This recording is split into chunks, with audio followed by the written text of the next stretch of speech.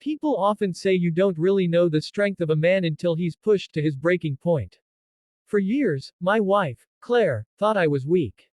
She thought my patience was cowardice, that my silence was submission, and that my kindness meant I could be walked over. She was wrong. I met Claire in college. She was beautiful, sharp-tongued, and confident, everything I wasn't at the time. I was quiet, studious, and always kept my head down. She used to joke that I was a wimp for avoiding confrontations and choosing peace over arguments. But I loved her anyway, and I believed she loved me. We got married young, built a life together, and for a while, things seemed fine. But over time, I began noticing her attitude toward me shifting. She would belittle me in small ways. If I hesitated in a decision, she would sigh and say, "See. This is why I can't rely on you." If I didn't fight back during an argument, she'd smirk and call me spineless. At first, I brushed it off, convincing myself that maybe she was just stressed. But the cracks grew wider. The real breaking point came when I started noticing signs she was hiding something. Her phone always face down, long hours at work meetings, and her laughter echoing from the patio while she texted. My gut told me the truth, but my heart didn't want to believe it. Then one night, I overheard her on the phone. She thought I was asleep, but I caught every word. She was telling someone, her lover, that she couldn't stand living with a man who acts like such a wimp. That word hit me harder than anything else. Wimp. It wasn't just an insult anymore, it was justification for betrayal. I didn't confront her that night. No, I decided to do something different. For years she had underestimated me, but this time, I wasn't going to yell, cry, or beg. I was going to show her exactly how much strength a wimp could have. The next morning, I called her parents. They were traditional, strict, and had always held Claire to high standards. They loved me and treated me like a son. When I explained what I suspected, her affair, her insults, they were horrified. I asked them for one favor, to come over that weekend for dinner, but not tell Claire they were coming.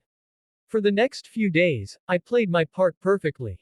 I smiled, kissed her goodbye in the mornings, and pretended nothing was wrong. Inside, though, I was preparing. I gathered screenshots, bank statements showing unusual expenses, and a copy of the text she had carelessly left on her iPad, which synced with her phone. I had all the proof I needed. The night of the ambush came. I set the dining table, cooked her favorite meal, and lit candles. Claire walked in and looked pleasantly surprised.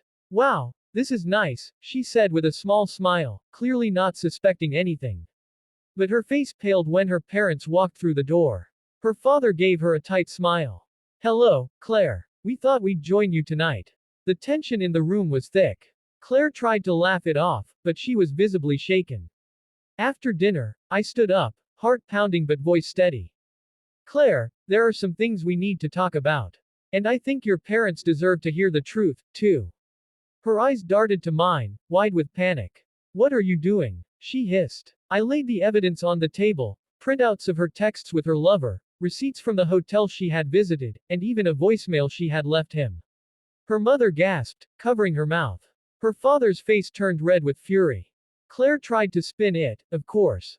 "This isn't what it looks like. He's twisting things. He's just too weak to handle me, and..." Her father cut her off, slamming his hand on the table.